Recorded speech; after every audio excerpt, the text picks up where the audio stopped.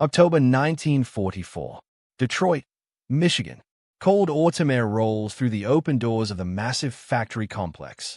The metallic thunder of machinery never stops. Presses slam down like artillery shells. Welding torches spit sparks across endless rows of steel hulls.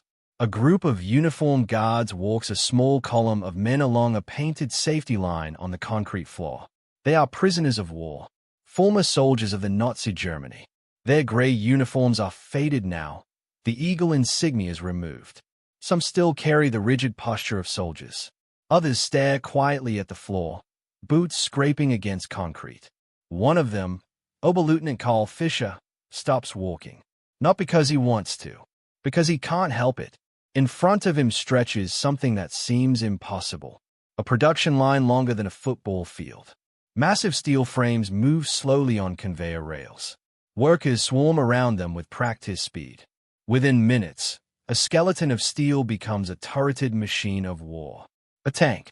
An American guard notices Fischer staring and speaks casually. That one will be finished before lunch. Fischer blinks. Before lunch? He watches as workers install engines, weld armor plates, bolt on tracks. The pace is relentless but calm. No panic, no urgency. Just routine. Across the factory floor, another line produces aircraft engines, and another builds truck chassis, and yet another prepares artillery pieces. The prisoners exchange glances. This isn't one factory. It's an industrial city under a roof. One of the German soldiers whispers under his breath, "This cannot be real." The American escort gestures toward the far wall, where a large banner hangs above the machinery. Arsenal of democracy. The prisoners don't know it yet, but this moment will stay with them for the rest of their lives. Because back home in Germany, factories look nothing like this anymore. Overhead, the factory whistle blows for shift change. But the machines never stop. Fresh workers stream in as others walk out. The production line keeps moving. Day and night. No bombs. No sirens. No ruins. Just endless production. And for the German prisoners watching it, the war suddenly feels very different. The prisoners are led farther along the factory walkway. The noise grows louder with every step. Hydraulic presses slam down with the force of artillery. Rivet guns chatter like machine gun fire. Sparks burst in bright arcs as welders seal thick armor plates into place. Oberleutnant Karl Fischer watches another tank roll past on the assembly line. Fresh olive paint. Brand new tracks. A white star stenciled on the turret. An American guard notices the prisoners staring and gestures toward the production line. That's a **M4 Sherman tank. This plant builds hundreds every month. Hundreds. The number hits the Germans like a physical blow. Back home, nothing moves this smoothly anymore. Fischer remembers the last time he saw an armored factory in Germany. It had been during a visit near Essen, deep inside the industrial heart of the Krupp Steelworks. But that was months ago. Before the sirens, before the night the sky turned red. He remembers standing outside the factory gates as bombers roared overhead, hundreds of them, aircraft from the Royal Air Force and the United States Army Air Forces. Searchlights stabbing the clouds, flak cannons firing blindly into the darkness. Then the bombs. Endless bombs. Factories collapsing into flames. Rail lines twisted into useless metal. Whole city blocks burning. And now, here in Detroit, nothing is burning. Outside the factory windows, the city skyline stands untouched. Streetcars move along busy roads. Smoke rises peacefully from factory chimneys, not from fires, but from production. Another prisoner, Sergeant Wilhelm Bauer, leans closer to Fischer and whispers quietly. They work all night. The American guard overhears him. He shrugs casually. 3 shifts. Bauer frowns. What does that mean? The guard points across the factory floor. Morning shift. Evening shift. Night shift. He checks his watch. And another one starts in 20 minutes. The prisoners stare at the endless machinery. Back in Germany, factories shut down after bombing raids. Power stations destroyed. Railroads shattered. Workers dead or homeless. But hey, nothing stops. The machines run day and night. The assembly lines never pause. And suddenly, A terrible realization begins forming in Fisher's mind. If this is only one factory, how many others exist across the United States? The guards guide the prisoners out of the factory and into a waiting military truck. Engines roar to life. The vehicle pulls onto a wide American highway, smooth and unbroken. No bomb craters. No collapsed bridges.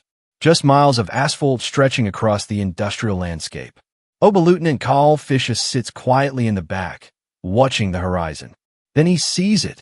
Another factory. Then another. And another.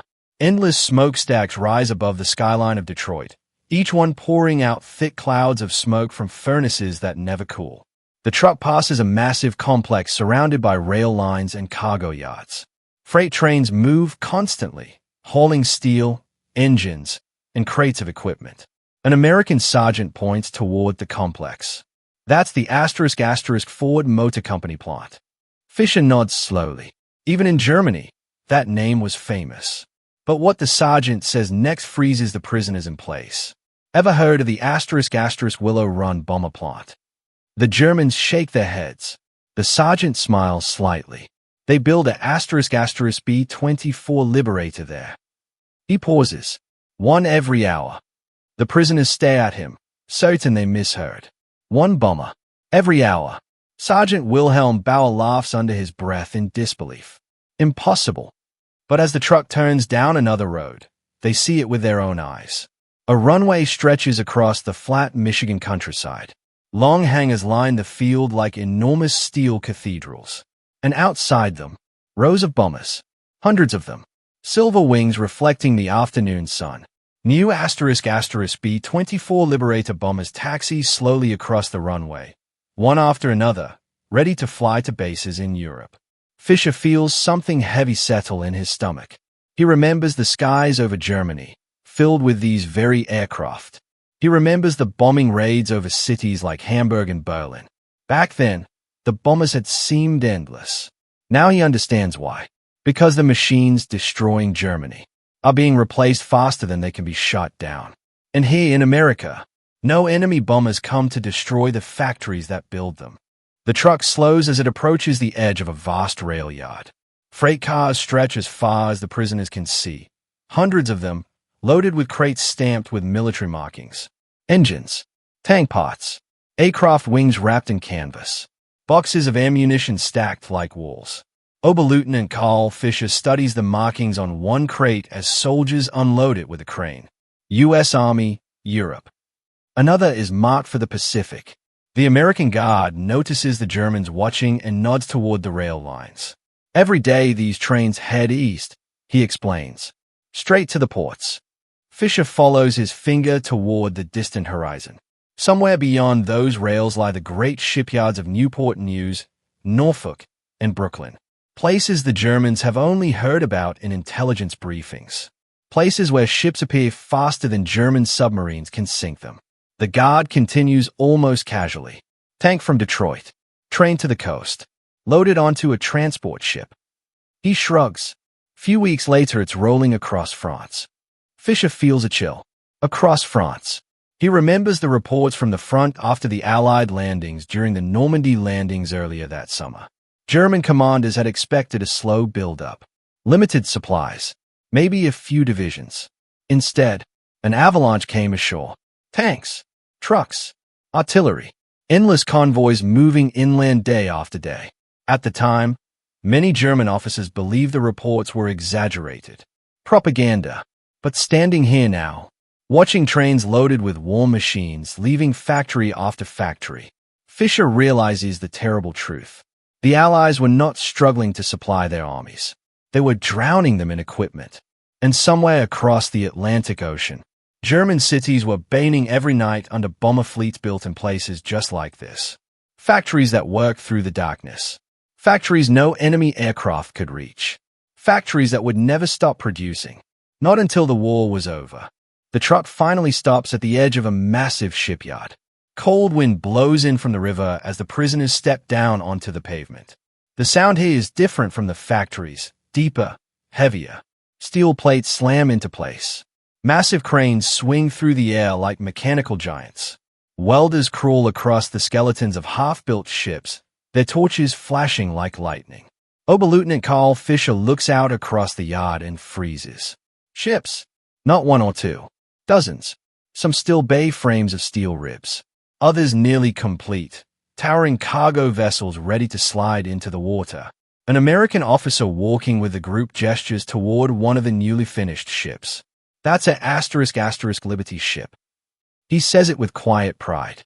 They take about 6 weeks to build. The prisoners exchange stunned glances. 6 weeks. In Germany, building a cargo vessel can take a year, if the shipyard hasn't been bombed. The officer continues walking, almost as if giving a tour. You know what these are for? No one answers. He nods toward the river where several cargo ships slowly move toward the open sea. Everything you've seen today ends up on those. Tanks, aircraft, food, fuel, trucks, all crossing the Atlantic toward the battlefields of Europe.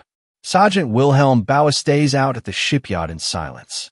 Back home, shipyards along the ** Rhine River and northern coast now lie in ruins after repeated attacks by the Royal Air Force and the United States Army Air Forces. Dry docks flooded, cranes twisted, workers killed. But hey, nothing is destroyed. Nothing is interrupted. The cranes swing. The welders spark. Another ship slides slowly into the water. Fischer finally speaks, his voice quiet. So this is how you win the war. The American officer looks at him for a moment. Then he nods. Not just soldiers. He gestures toward the endless factories and shipyards behind them. Industry. For the German prisoners, the meaning becomes painfully clear. Germany is fighting a war while its cities burn. America is fighting a war while its factories grow stronger every day. And once they saw it with their own eyes, many of them understood something their leaders never wanted them to realize. The outcome of the war had already been decided.